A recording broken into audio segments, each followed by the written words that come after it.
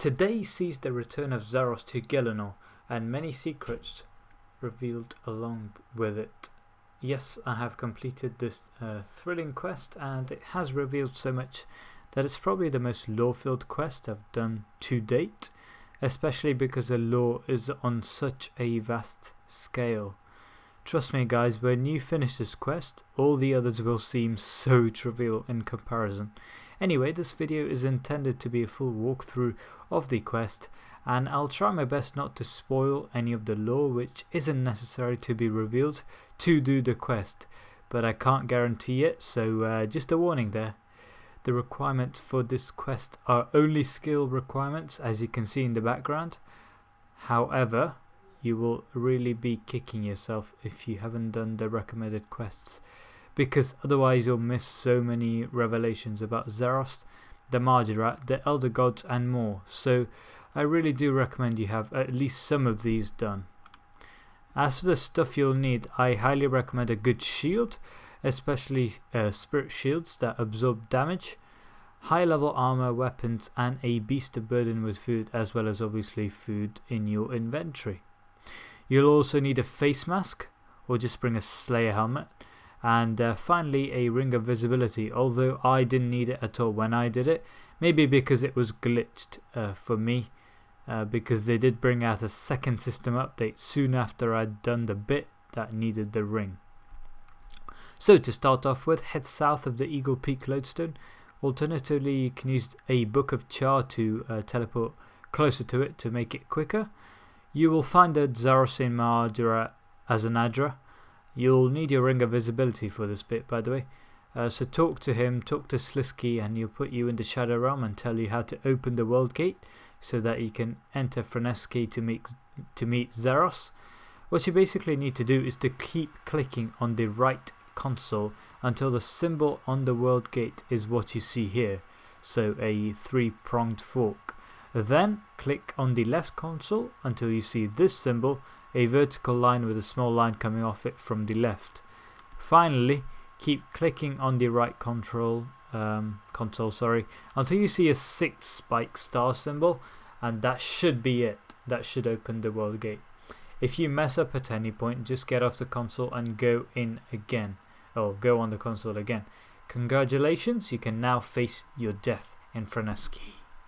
Before you head out, make sure you have your face mask or Slayer helmet on you, and if you've done the Marjarat Memories mini quest, make sure to bring your fully charged engrameter with you, unlike Mr. Smart over here, because if you click on it while in Freneski, you'll get yet another 25k divination XP drop.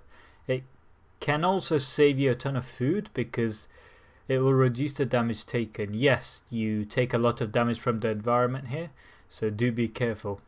Now the main objective to complete the quest is to follow the path to the place where Zaros is, but there are a few things to note beforehand.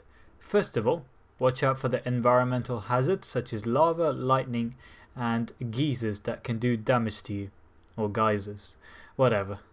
I'm not sure if the spirit shields reduce damage, but if you own one, it doesn't hurt to try using them, and yeah, if they do work, then they can save you a lot of food.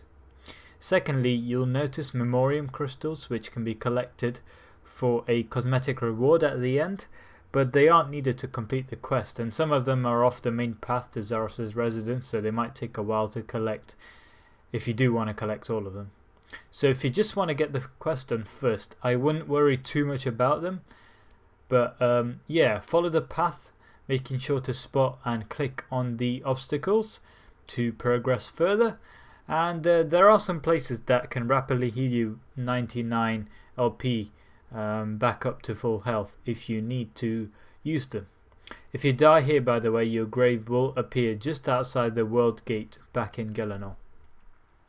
Once you get to the end, you'll reach the first of 2 rooms you need to cross before you are able to meet Zaros. There is a device in the center where you can deposit your optional memoriam crystals in exchange for lore about Zaros from his point of view, which is really interesting, but I won't spoil it for anyone because it's quite fun to do by yourself. There's another crystal in this room, by the way, if you want to collect it. Head over to the end of the room and you'll be faced with a fairly simple puzzle. Basically, all you do is rotate the dials until the symbol on each adjacent dial that has a line passing through it is the same. If that didn't make sense, you can just check out the solutions here.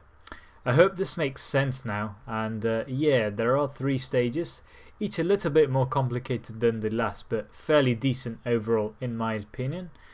Once you're done, just go through the door and into the mist to the exit, where you'll have to fight next 4 times in a solo, guys. I'm not even kidding. Well, kind of, don't worry. So, once you enter the second room, go stand in the center of the room, in the center of the Zaros symbol, which is similar to the ancient prison where Nex resides in the God Wars dungeon. Stand there, and 4 creatures called Nihils, each aligned to one of the pre-EOC ancient spellbook combat spells, will fly out of the openings around the room. Your job, yeah, you guessed it, is to kill all of them. They are basically mini Nexes in that they look similar to her, and each one has similar attacks corresponding to each of Nex's phases. Make sure you don't stand in their way when they charge, or else you can be hit for over 2k damage, and some nasty effects might occur on you as well, depending on which one hits you. To kill one, just attack it while it's flying, and it will stop and attack you. I really wouldn't get more than 1 on me at a time, so because you can get overwhelmed. They're not easy to kill. They have 20k LP each, and yeah, just try to kill them as fast as possible. The blood one melees you and siphons from time to time, saying hiss just before it does so, it gives you a warning. So yeah, don't attack it when it does this siphon. The ice one freezes you from time to time, so when it does that, just use freedom or anticipate in advance. The shadow one plants bombs under you, so just walk away when that happens. You get a few seconds before it blows up. The smoke one drains your stats. I think that's all it does, so that probably is the easiest one if you have overloads. You can't kill a couple and come back to kill the rest.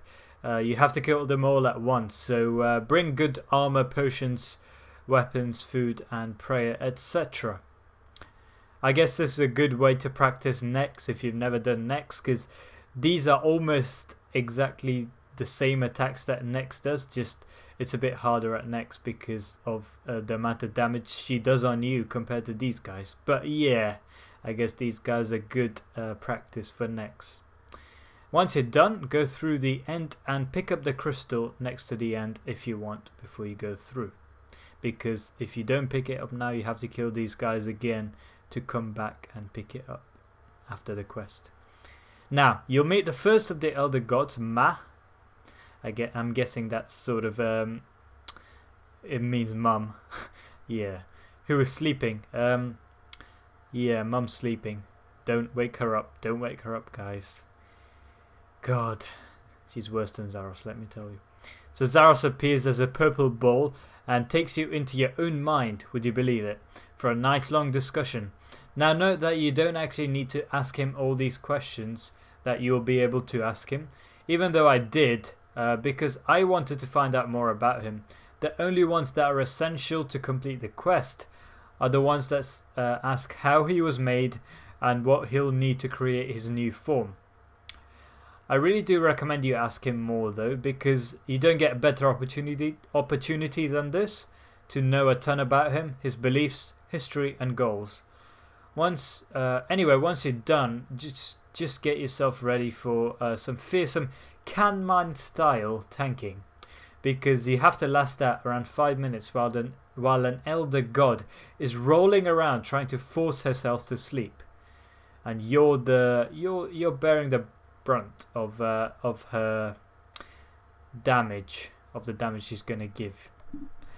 If you don't hold any specific grudge against Zaros, I recommend you let him inside your mind, because he can be a little useful during the fight.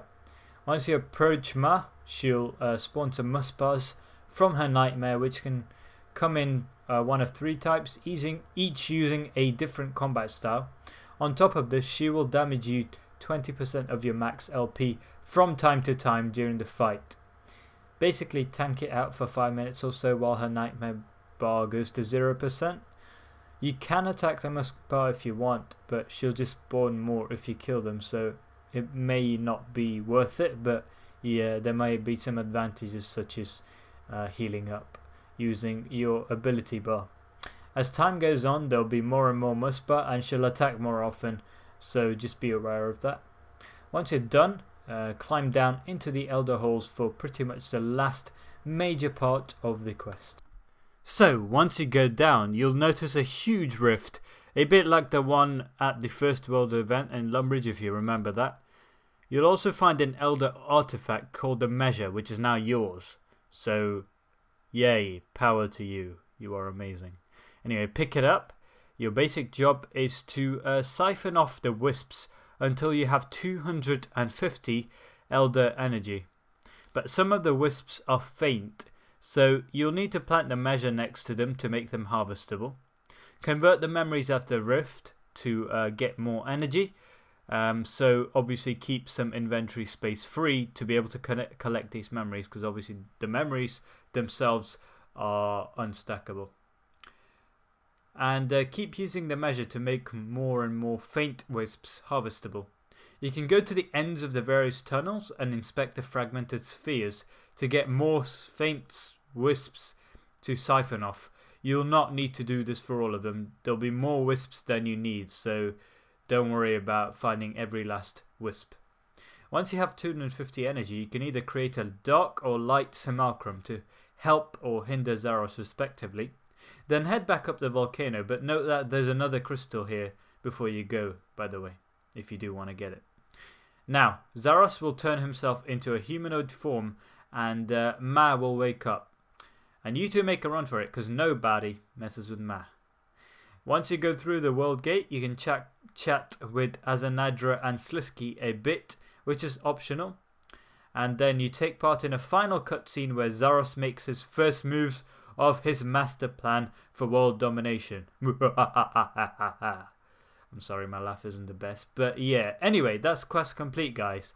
There are a ton of rewards, both listed and unlisted, which I'll make a separate vid on. But for now, it's goodbye from me, and I really hope this quest walkthrough helped you guys.